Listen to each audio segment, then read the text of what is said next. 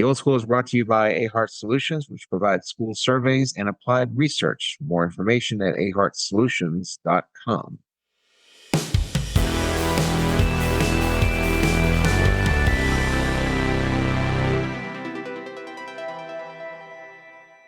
And good morning. Welcome to the Old School Podcast, found on Instagram at the Old School Podcast 2021. It's a podcast about a host of things, primarily education, as it will be today. But we do tend to dabble in all sorts of topics, wherever our interests may lie. And with me in this endeavor is my good friend, Dr. Stephen Bourgeois. Good morning, sir. Morning, Herr Miller. You seem all business today, coming out with a relatively terse introduction, not meandering as your custom. And here we are, right Here we are. from the get-go. Well, yeah, we're gonna hit a couple topics here before we get started. But before that, kind of a note, programming note. We will be our next episode. One of us will be out of the country once again. And it's not I. Is that you? And so basically, I'm spending this weekend kind of basically making sure I have everything that I need. And did you know that not all of Europe has the same set of plugs? You would think that with the European Union and everything else that they would have gotten that together, but there are different set of plugs from Germany as opposed to England, which is where I will be this week. And listen, for those listening to this podcast right now, and you're sitting there thinking to yourself, these are first world problems. I agree. There's still problems I got to fix. And So what are you going to do? You already have an adapter, don't you? And well, I got to find them. That's the problem. You know, after a move and 2 months of renovation, they could be anywhere. And so I have to find them. And if I can't find them, or if I can't find other things that I need to have for the trip, I got to go buy it. So you're going to go for a shopping trip. Why don't you do it in Europe? That would be pretty fancy for for your, it would add to your dignity. You buy clothes right there.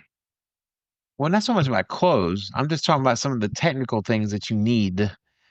Like, for example, I can't shop for a British converter plug. I mean, would they have that in Britain?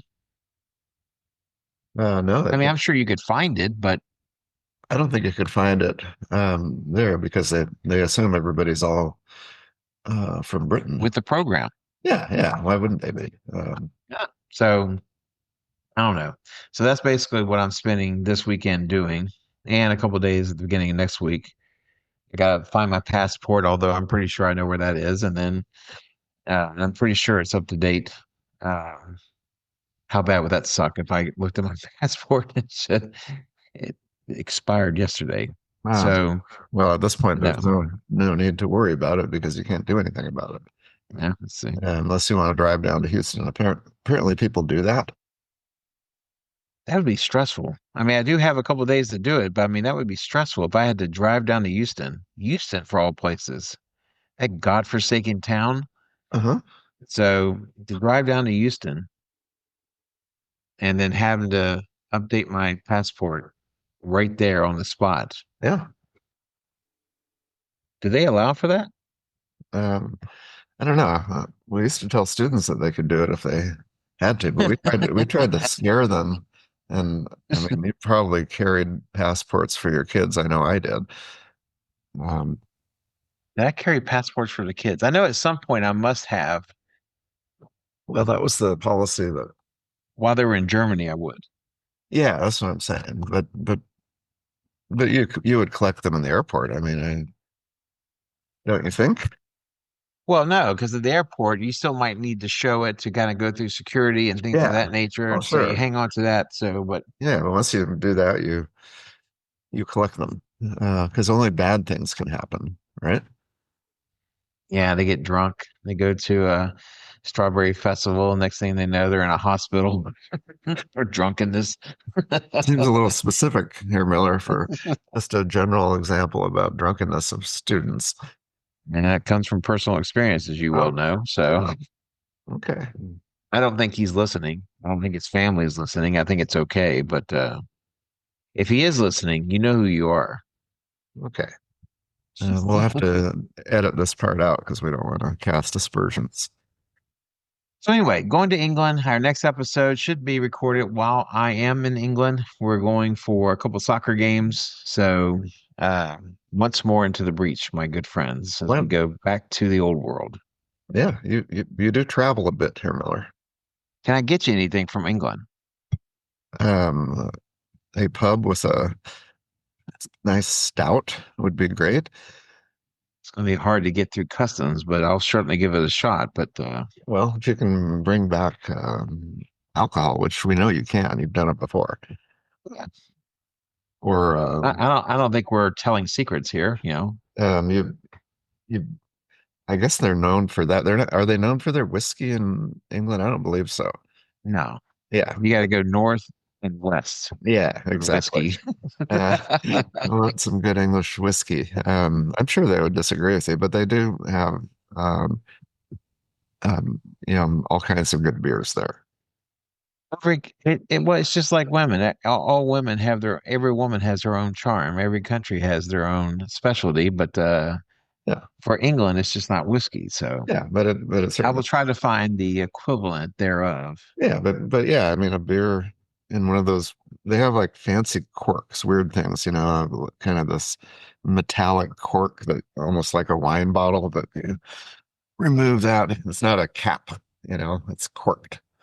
That's what Okay. we're, that's what we're talking about. A little, more fancy type proper pint. I will I will endeavor to procure something for you and bring it back with me. Well, you're going to Liverpool, right? I'm going to Liverpool, so we're going to see Everton play on Saturday. They're playing Leicester City, and the reason for this trip, one is because I'm an Everton fan and I've always wanted to see them play, but two, this is the last year of their stadium, this is the only stadium they've ever played in, dating back to 1892. Wow. And so it's closing and they're moving into a brand spanking new gigantic monstrosity right there on the river, the Merseyside River. So, and then we're also going to go see Blackburn Rovers and their home park as they play Preston North End, and their park has been around since 1882. And so we're going to be experiencing and sitting in a lot of history over the course of the next week or so. Well, you're sitting right where the Beatles sat. Blackburn, Lancashire, Liverpool, all these things. That's where they're from. I'm sure you're going to do a Beatles tour also.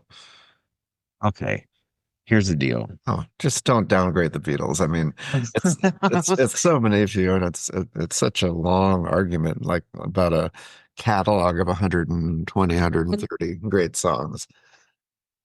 Would it disappoint you greatly to find out that I would go to Liverpool and not see anything connected to the Beatles? Well, it doesn't surprise me. Here, Miller, you've been antagonistic about the Beatles from the beginning. Um, what are you going to do? But I would if I were there. I'd want to retrace their steps a little bit. Now, if I was going to the home of the Stones, maybe I would do that. But the Beatles, come on, what are we doing here? So Well, I'm going to have they, to spend the whole day educating you on the Beatles and we we could spend an entire episode talking about that marginally talented band that managed to crank out a couple of songs that were of note, but alas, we have bigger fish to fry. okay, well, I'm troubled for the rest of the podcast. Um, All well, right, so we got three issues that have kind of made themselves known over the course of the last week, and we're going to do kind of like a quick hit. Um, in total, it won't be that quick, but it'll be a whole episode. But we're going to hit three different topics, and we start out with a story out of Massachusetts, and Massachusetts schools apparently are getting behind a craze of sorts that has begun to sweep certain parts of the country, and that is the banning of cell phones. In Massachusetts, they call it the Study Act, short for Safe Technology Use and Distraction-Free Education for Youth, which seems a very wordy So endeavor. They tried too hard to make an acronym out of that, but it's almost distracting, much like the technology itself. yeah. But so it's amazing here. So the local school district, who has, Lord knows, they have their own problems. They seem to be quite adept at creating their own problems. Well, one of the things that they came out with was at the beginning of this year was that they were going to do a cell phone ban. And of course, anytime you talk about cell phone bans, there's always there's always the parent that goes, I need to be able to talk to my kid at a moment's notice, and no one lives in a world where they have to be in constant contact with somebody. If they went to work, if the people that are complaining they need to have instantaneous contact with their kiddos, if they had a job, they wouldn't be instantly contactable for their kids. And so, but you have that group that always kind of brings that up. And of course, there's always the naysayers that it's like, well, the kids will never go for it. They'll have burner phones. They'll do all this, they'll just hand in a burner phone and keep their real phone and they'll do whatever they want to do. But at least from a local standpoint, the news I've heard is it's been quite positive. It's been positive. And do you know how they execute it? Do they just physically hand it in? Do they use one of those pouches? Do they have is it on the honor system? I mean, do they have penalties for, do you like take a finger off every time you catch them with one, or how do they execute this, as it were? So, my understanding of how it's executed, although my particular kid, you might know a little bit more about it given your situation, but my particular kid is in fifth grade and they are basically, I don't think they take it up in the elementary school in fifth grade, although I'm sure they probably do in the high schools, where the only time that the kids are allowed to bust out their phones is during lunch. And then once they get into class, the things are locked up again. And I think they're capped with the teacher. And the school where I teach at right now, they have like a they have like a little setup where it's like a docking station where they keep their phones Yeah. for the duration of the class, and then they can pick it up on the way out. But then as soon as they go to their next class, they're putting it back into another docking station in another classroom. Okay, that's a hybrid model in a way. It's not a all out, because during the passing period they're back on their phones. Not that different from if there wasn't a policy in some ways. Um, In some ways, except for the fact that I think yeah, that kids can be quite insidious with their constant attempts to trying to get on their phone if they have it available to do so. yeah, no, I like it. I think that's a good way to do it, and it actually would. I mean, that parent can wait the 50 minutes or so for the class, but they can text them whatever important thing they have during the passing period, and they're in class again. It seems kind of civilized in a way. Or what you could do if it's an emergency, you could use the time honored method used since time immemorial and just simply phone the school and they will get your kid if it's an emergency. Now, I understand. I mean, if you sit down long enough and try to think of a scenario by which the kid's not having their phone is a problem, I'm sure you can come up with something. I don't know that But they could even reach their parents. They'd have to go into the office, they'd pick the phone off of the receiver, dial, and then they'd realize, I don't know my home phone number. Um, I don't know need my my cell parents. phone to know my phone number. No, well, they don't. They don't know their parents' number. It's in their phone. So they would have to ask the school to go into their records and say, "What is my home phone number? I don't know this." Then Hmm, they would write it down on a piece of paper, and they would pick the phone off the receiver and dial again, and it would be the landline, and the parents would be shocked. What's happening with this landline? Wouldn't answer it. Think it was some strange number. robocallers. They assume it's spam or something, or Yeah, and so no, they would never talk to them. They would have to just go back to class. So, um, but I was going to get picked up. so we always take things to the absurd. I don't know why, but so what, how's it going in Massachusetts? Is there pushback? Are they loving it? Well, in Massachusetts, this is still a kind of we're still in early days as far as that goes. one person told a local news station that there's no template, there's no policy, there's no standard that's statewide, and so it's going to be basically kind of a method that each school will kind of create their own kind of policy of what works best for them. Some people talk about a bell to bell policy where while a kid is in the classroom, as we just talked about, the cell phone is locked up, but then they can have it when they go, from one class to the next, or presumably while they're at lunch. Um, they say that up to 95% of teenagers ages 13 to 17 use social media, with over one third reporting that they use it almost constantly. And so they're part of this is in response to the U.S. Surgeon General created a social media and youth mental health advisory in 2023, talking about some of the adverse effects that social media has.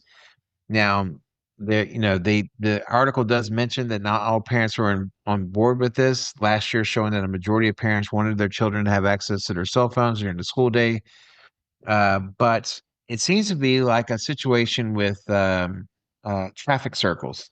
No one wants it when someone proposes it, but once it's in place and once people get used to it, everyone loves it. And I think, and Wait a it's minute, just, wait a minute. I can't let that stand because um, when we have several in our neighborhood, and I was going to go out there standing with a sign protesting and never leaving. I hate traffic circles, and I'm considering moving out of the neighborhood just because of that. And they're ridiculous. and if I were running for mayor or something, that would be my platform, and lowering the speed limit by about 50% everywhere. So That's because already at the age of whatever you are now, you already drive like a 90-year-old. And so I'm following the rule of the law. I'm a beacon of restraint in a world of car crazies. So what were you saying? You used that's I, because the idea the is traffic that, circle as a metaphor for something else. yeah, well, the traffic circle is the idea. It's the same phenomenon that people are kind of against it on principle when they first hear it, but once they experience it, when they find that the ease of doing it, the way it allows traffic to move quicker, people get on board with it. And what we've seen here at our local school district, prior to the school year starting, there was a huge uproar with all kinds of people saying all kinds of crazy things would happen if they banned phones in the schools. And from my friends who are teachers still in the local district, they say it's been amazing. It's talked to each other more now. Yeah. There's more discussion. There's more interaction. The kids have also talked about the fact that they feel a little bit more freed because they are not kind of tied to this phone. There's not this, you know, the kids call it FOMO, the fear of missing out. But if no one else has their phone, then no one's missing out on anything. And so the combination from the teacher point of view of it kind of freeing up class time to be more productive, and from the kids' point of view, being more free to kind of engage personally, it has received. I mean, there's always naysayers, but in large part, it has received glowing reviews. People like it. And maybe this will be the way it is in Massachusetts, where here initially on the front end of things, people are going to be concerned about it, are going to have their problems with it, but then afterwards they realize the benefits. But I'm excited about everybody using this, yeah, because the teachers, you mentioned their perspective. I mean, when we were teaching, particularly when we were teaching together, it was not necessarily a policy across even a school, but it was like a classroom by classroom, and so teachers, wouldn't enforce anything, or they would be really strict.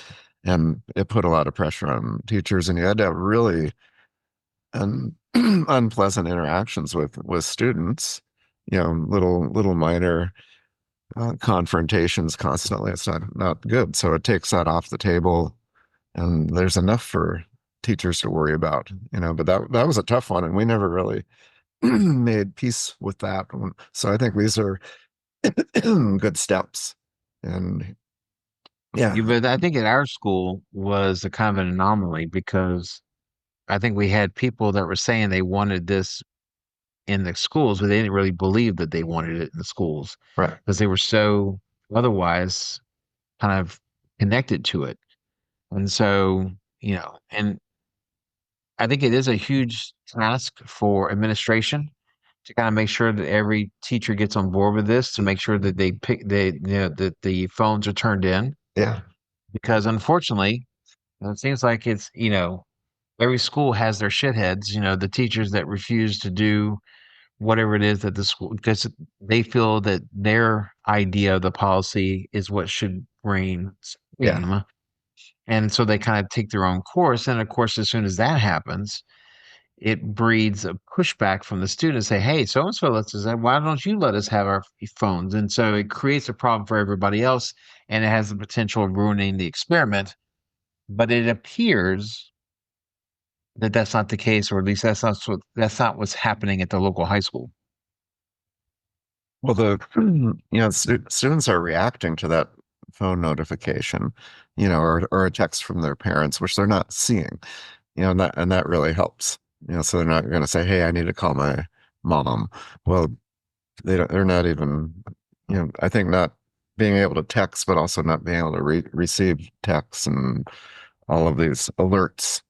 Um, yeah, it's a good thing. I think it'll maybe be something, technology is changing though. I mean, the cell phone and the bigger pressure right now might be that app that they have on their phone where they basically have everything at their fingertips, using their Right. chat bot. Right. So I think that's another even better reason possibly to, take it away, because that talk about being distracted and actively fact check during your history lesson, that. So anyway, that's one bit of news. Now Oh, from switching gears, yeah, yeah. we have a second story. Yesterday, and we're recording this on the 25th of January, so we're talking about the 24th of January, was the International Day of Education. Now, I don't know.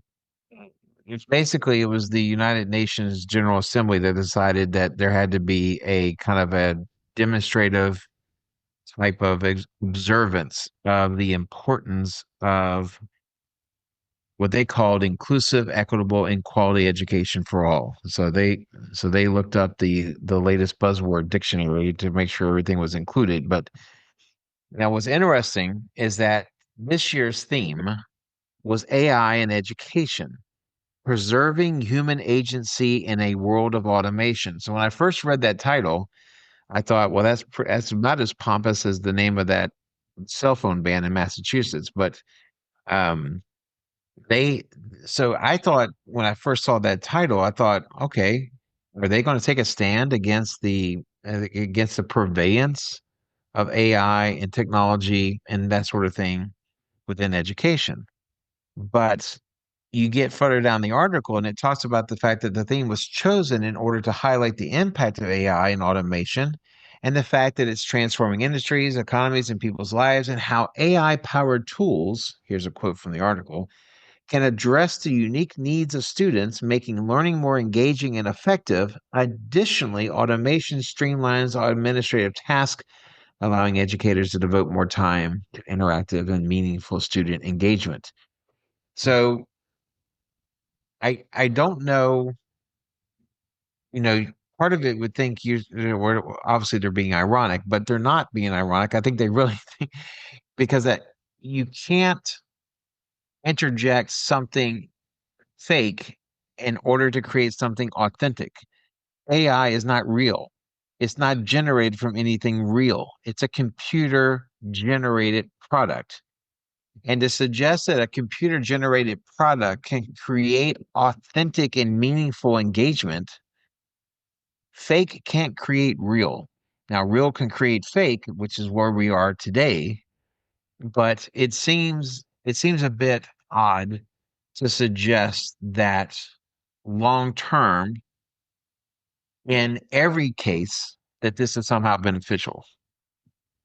Well, it feels a little bit like point counterpoint, and so I'll kind of take a little bit of the counterpoint on this. But I bet that the title of that seminar, or that, and also the article you're reading, were both written by AI, first of all. Probably 90%. And, there are ways to check and find that out. And that term that they titled it, yeah, it came right from AI. So, just to put a little edge to it. But Now, the article does says it was written by the education desk.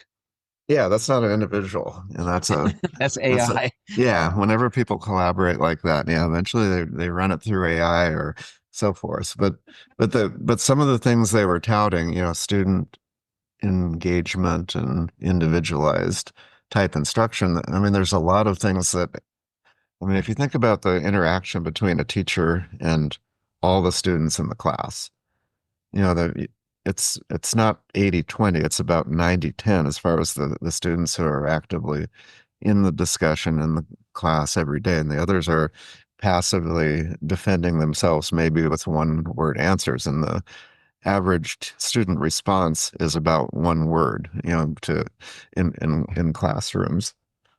So the potential to diagnose, where they are and to give them additional information and require a response to follow up.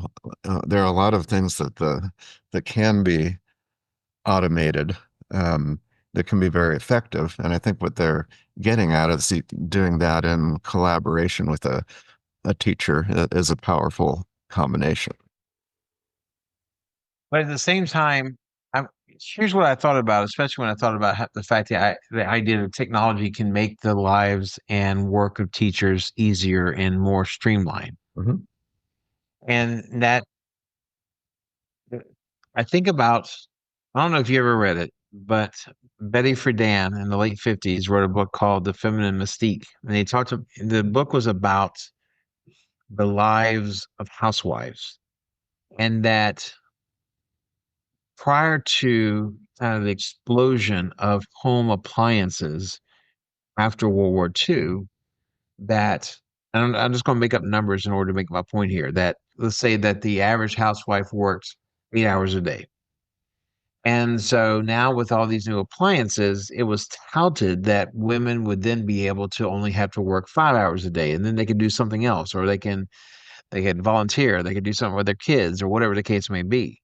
But what Friedan's book talked about was the fact that even with these new technologically advanced appliances, that housewives were still filling up a full day's worth of work because now it created the time to do work that perhaps they weren't able to do before, or it's just a natural kind of phenomenon of like that technology and advancements stretches out the workday. And so when someone says that AI and technology can streamline a teacher's processes, I don't trust that. I don't trust that analysis. I don't trust that because I can't tell you how many times someone at a in-service training at the beginning of the school year saying this will take only 2 minutes and and then but then 50 other things are mentioned that will also only take 2 minutes, and then pretty soon 3 hours of your day is spent doing crap that you don't need to do. And so when I read that article, I think to myself, yeah, so in one area they would gain time, not much, maybe 5 minutes tops. Then in other areas, they get that filled in by administrators and state dictates and whatever the case may be. So I'm always kind of suspicious. One, I'm suspicious about the idea that something fake can create something real and tangible. Second of all, the promise that somehow technology makes everything better, it certainly has the ability to make some things better, to work better, to be more productive, to be more informative, or what have you. I think too many people lump us into the Luddite category, and I don't think that's true. But yeah, so I mean, it's there's a lot of things about that that made me wonder, what it is I'm reading. Well, the term fake is it may be a little strong for something that is a large language model that's taken out of actual human speech, and so it's not I mean it's based on a lot of human data that it's able to do that. But I'm suggesting that it's not going to make teachers' jobs easier or shorter or more streamlined. It's going to replace them entirely. and Mhm. it's not a matter of if but when, and so we're in this process. I mean, if you look at the test scores over the past 20, 30, 40, 50 years, it's flatlined, and the United States isn't doing that well. And Mhm. with something like this, the outcome could potentially be a lot better because of all the distractions in the school setting, which is quite antiquated. I'm kind of making the argument for changing the system entirely. But the role of the teacher who comes in and gives a lecture, I mean, they're better. I mean, you're a better lecturer than probably 99.5% of the history teachers in the United States. And so they could have a Mr. Miller lecture, and that person, you know, can do something, questioning them or so forth. But the idea that every history teacher with a bachelor's degree can make a nuanced lecture.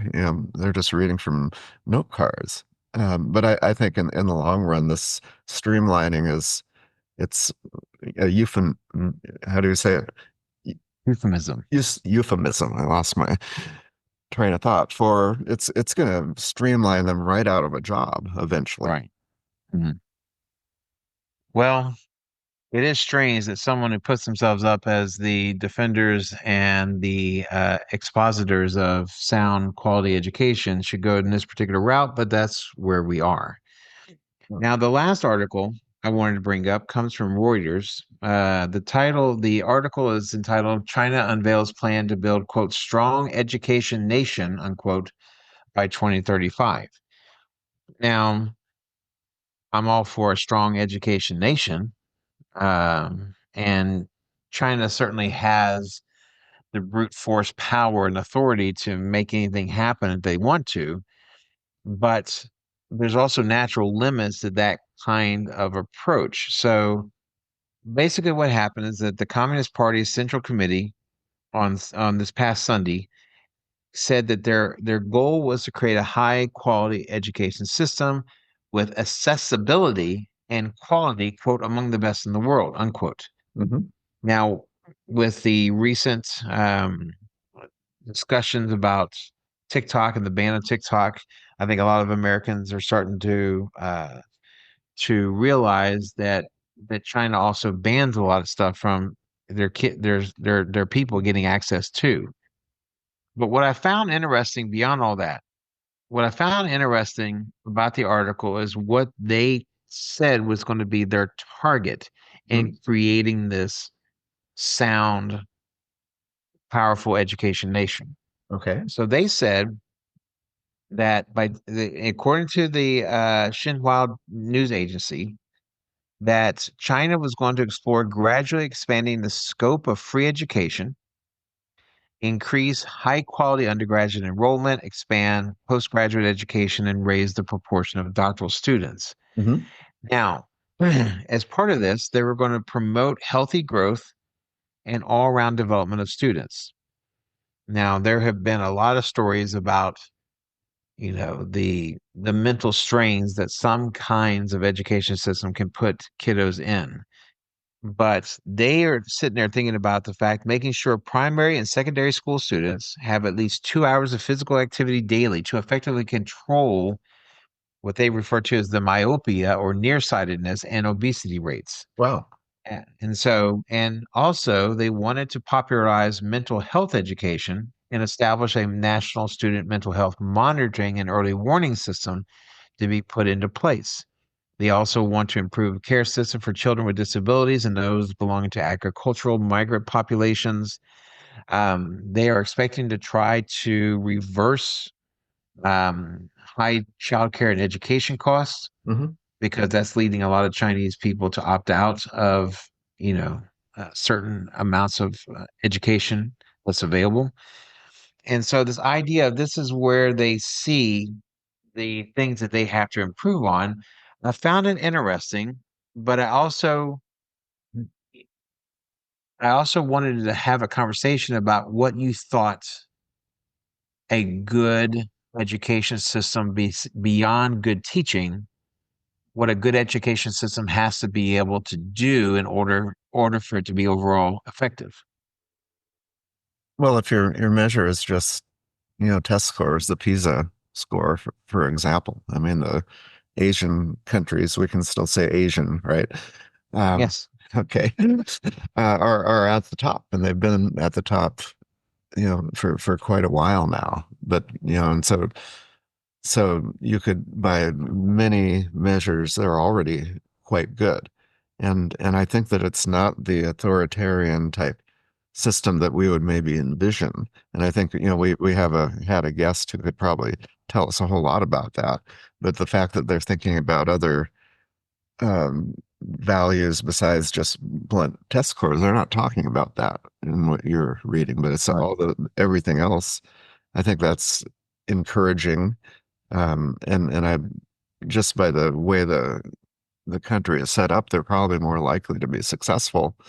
Um, and I would imagine they have a more top-down approach as opposed to our local control, where that type of an initiative, it just sort of drifts away, and we can do all the testing we want, and since we've had all these state testing initiatives, that flat line has continued flat. So I think they're probably in a position to address those things, and um, that's our competition. So that's my initial thought. I definitely want to hear from somebody who knows what they're doing now and how they would execute this. So it is something that we're expected to be able to have here in probably the next month or so, and Yeah. that is Dr. Carrie Currier of TCU. She is a political scientist, and she has had extensive experience and time spent in China. She had a great conversation. We had a great conversation with her. She also had a great conversation with Oh, us I'm sure. about the nature of Chinese geopolitical Right. things happening in East Asia. But she was also very game, and we just haven't been able to work out the time yet. But she's also game to come back on and talk about Chinese education. And so it would be very interesting to hear her point of view. If you did not catch that episode, though, you need to go check that out Oh, on geopolitical matters with China. But yeah, I think there's a stereotype of what Chinese school is like. right. I think, like with most stereotypes, there's an element of truth associated with it. Um, I think a neutral observer might look at a Chinese school system and say that's too harsh. I think someone might look at our school system and say this is way too soft. And so at some point, there's a Goldilocks school and school system somewhere where everything is kind of just right, where you strike that balance. It is encouraging, but it'll also be interesting to see to what degree China is willing to, as from a governmental point of view, to what extent are they allowed to, or are they going to be willing to open up the accessibility that students have to certain bits of information, whereas before they have not been keen to do that. Well, I'm excited to talk to Dr. Carrier. Am I correct with that? You should put the link in this episode so people can just We will, jump yes. in and find that. I think if you're not gallivanting along around the globe like you do, we could actually schedule something with her. But I'd be all for that. But there's something about picking these articles from the news that are new. That I like your process here, and in some ways we kind of had natural transitions between them, and this one, it seems like it does deserve, a lot of time to think about that, and not just maybe a general discussion of, international different types of systems, but really focus on China. And what would come out of that would be some ideas that we could or should apply here. I think, you know, it is important to try to open up the brain to all ideas and different Mhm. perspectives because we talked about before that travel provides us a way of kind of exploring the way different countries and different cultures approach things.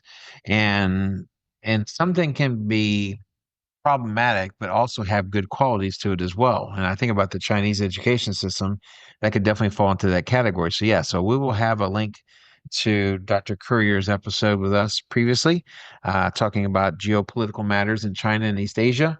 Um, and of course, we're actively trying to set up something with her now. So it'll be kind of fun to have that conversation. I'm looking forward to be able to doing it. So Well, I have one more question on that. yeah. We have this perception of our younger generations, those in high school, recently graduated, maybe in college, that generation, whatever generation they call themselves or we call them, in terms of work ethic, commitment, and desire to protect their work-life balance and their personal time, and all these things that as older people we don't really understand, and we complain about it a little bit. But I wonder if that is an American phenomenon.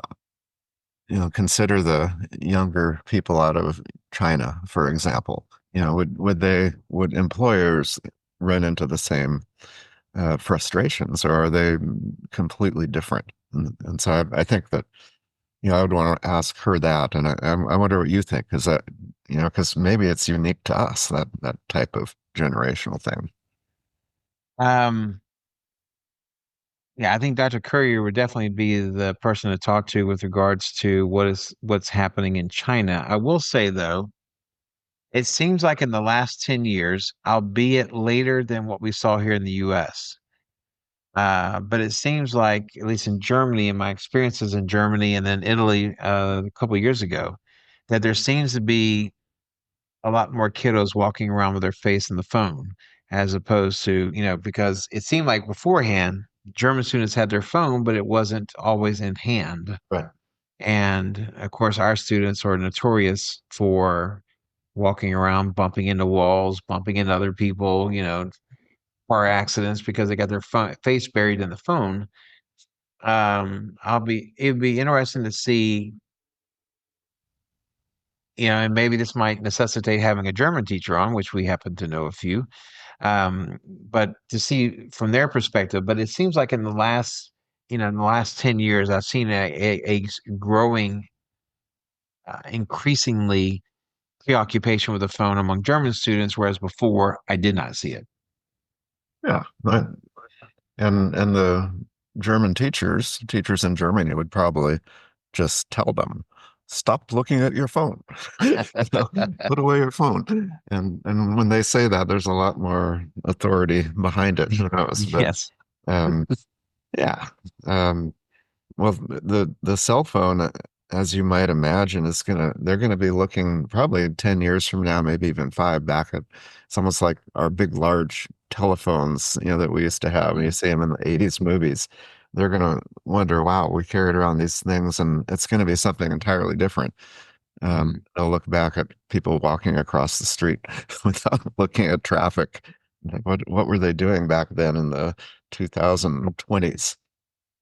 It will be interesting to know whether if this trend, and right now I have to call it a trend because it's not been cemented or ossified within the education system. This trend of kind of banning cell phones from instruction time.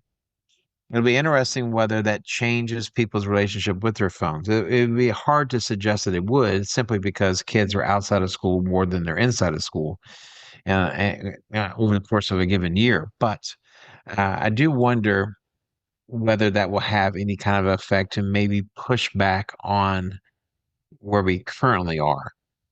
One, if it spreads; two, if it continues to spread; three, if it continues to be rigorously enforced.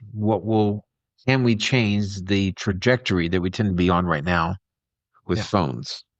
Yeah, I feel like pushing, you know, the two of us in some ways are pushing upstream, and it maybe, it's too far along, and I'm on, so on the fence because I'm using every technology possible professionally, Right. and so I'm not a Luddite at all, and I see it as an efficiency, and I do think that the labor force is going to grow much smaller very, very quickly. And if you don't know how to do that, you're going to be out of business and you're not going to be able to contribute. But it still doesn't answer the education question, and Right. we're struggling with it, Mhm. um, because, we call ourselves the old school, but the old methods, they're coming face to face with this new problem. And education is really slow to react.